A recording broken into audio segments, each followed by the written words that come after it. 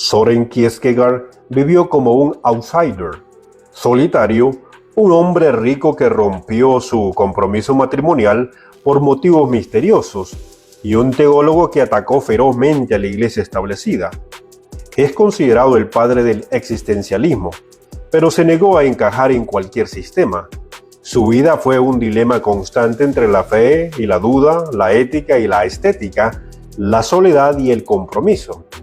Si quieres entender la angustia que subyace a la libertad de ser un individuo en un mundo indiferente, debes conocer el pensador que escribió bajo decenas de seudónimos para poder ser, de forma indirecta, honestamente, él mismo.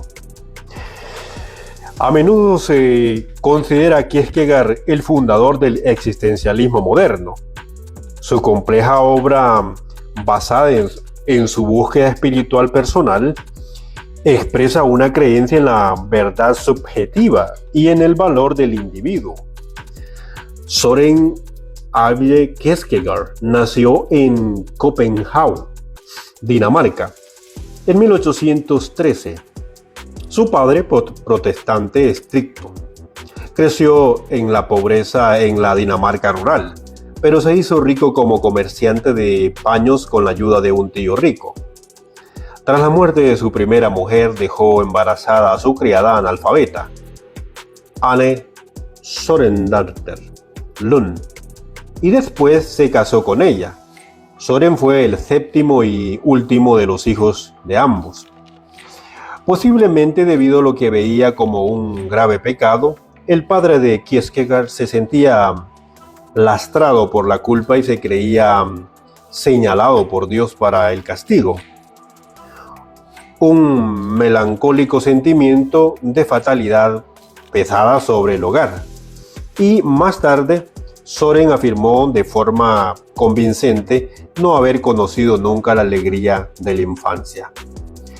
Kierkegaard, un niño solitario, desgarbado y físicamente débil, fue enviado a una escuela privada donde se defendía de sus compañeros mediante su ácido ingenio. A los 17 años se matriculó en la Universidad de Copenhague, pero para estudiar teología.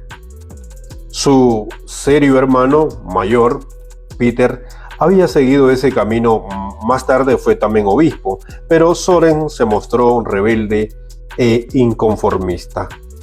Pronto perdió todo interés en las clases que repetían ideas y argumentos aceptados y, rebelándose contra el puritanismo de su familia, exploró los placeres de la bebida, los teatros y las fiestas, además de embarcarse en lecturas y reflexiones en busca de lo que él llamaba una verdad que sea verdad para mí.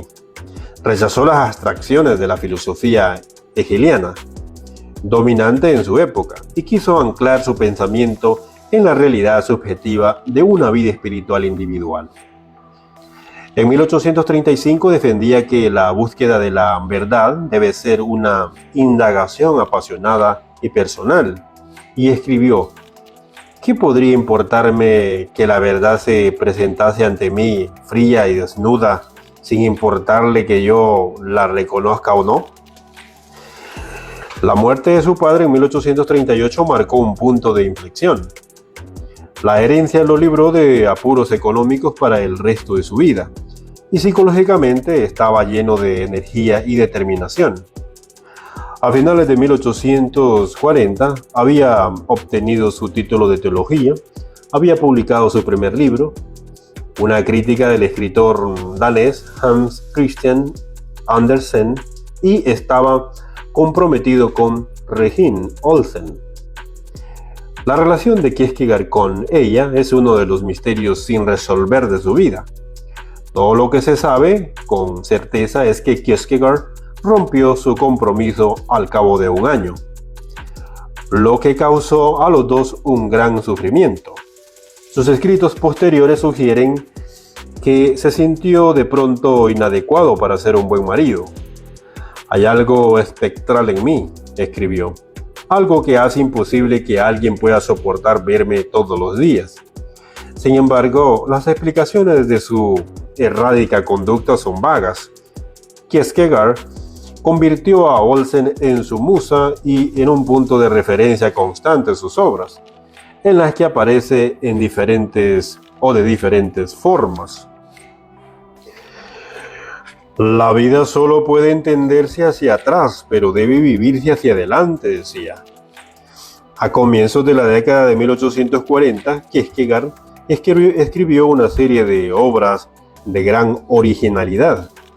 El preludio a esta explosión de la creatividad fue la disertación de su maestría, titulada Sobre el concepto de ironía, con especial referencia a Sócrates, 1841. Según Kierkegaard, Sócrates fue un supremo ironista que subvirtió todo el conocimiento aceptado. En lugar de proponer un dogma, provocaba a su audiencia para que pensase por sí misma. Kierkegaard lamentaba la masa de información estereotipada y de ideas recibidas que circulaban en la Europa del siglo XIX y pedía menos conocimiento, no más conocimiento. El objetivo de sus obras era conducir a sus lectores a un compromiso auténtico con la verdad. En invierno de 1841-1842, Kierkegaard viajó de Copenhague a Berlín para asistir a una serie de conferencias impartidas por el filósofo alemán Friedrich Schelling. Fue una experiencia muy frustrante que lo confirmó en su mala opinión de los sistemas filosóficos que no conectaban con la realidad de la vida individual. En Berlín comenzó a escribir una obra en torno a sus propias experiencias, en la que exponía su aproximación radicalmente original a la filosofía. En el libro publicado en 1843 con el título de O, lo uno o lo otro, contenía anécdotas, aforismos, crítica literaria y musical, un diario ficticio y ensayos, todo presuntamente recopilado por un editor inventado. La primera parte se centraba en las experiencias de la juventud de Kierkegaard, en busca del placer, al tiempo que sufría una secreta desesperación. Este enfoque estético de la vida, centrada con las reflexiones éticas sobre el matrimonio y el deber moral de la segunda parte del libro, una sección titulada Diario de un seductor, en la que describe las cínicas maniobras de un frío y calculador mujeriego, atrajeron la atención del público. De Hans Christian Andersen escribió: sentimos asco por el autor, pero al mismo tiempo reconocemos profundamente su inteligencia y su talento. Y lo uno y lo otro hizo de Kierkegaard una celebridad en Dinamarca. Pero la fama en el resto del mundo tendría que esperar hasta después de su muerte. En los siguientes 2 años, escribió con furiosa energía. Llegó a publicar 3 libros en un mismo día, en obras como Temor y Temblor, 1843, y El concepto de la angustia, 1844. Abandonó las reflexiones estéticas y éticas ante la vida y se adentró en el ámbito religioso. Kierkegaard nunca usó exactamente la expresión salto de fe, que se le suele atribuir, aunque describió la verdadera fe religiosa como el producto de una angustiosa elección que no podía basarse en la convención, la razón o la doctrina. Solo una persona que alcanza la fe a través de un auténtico movimiento interno del espíritu podría ser feliz.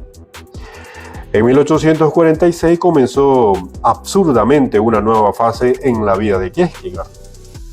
Atrajo la atención hostil de una revista satírica, El Corsario, cuyas malévolas caricaturas lo convirtieron en el hazmerreír de Copenhague.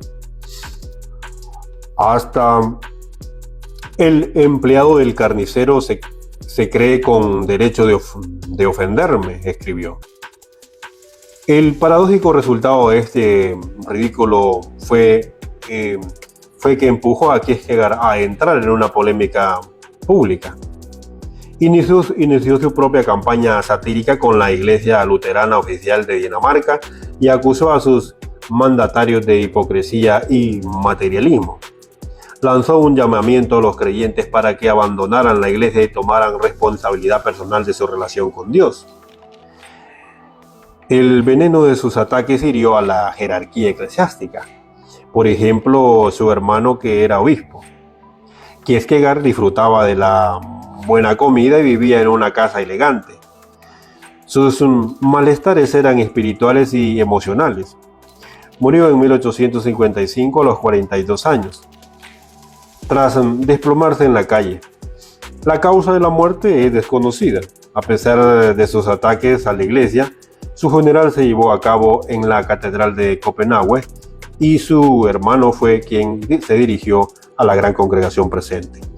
Las obras de Kierkegaard se tradujeron por primera vez al alemán en la década de 1860. Desde entonces su reputación internacional siguió creciendo hasta ser considerado en el siglo XX una de las figuras más importantes del pensamiento europeo.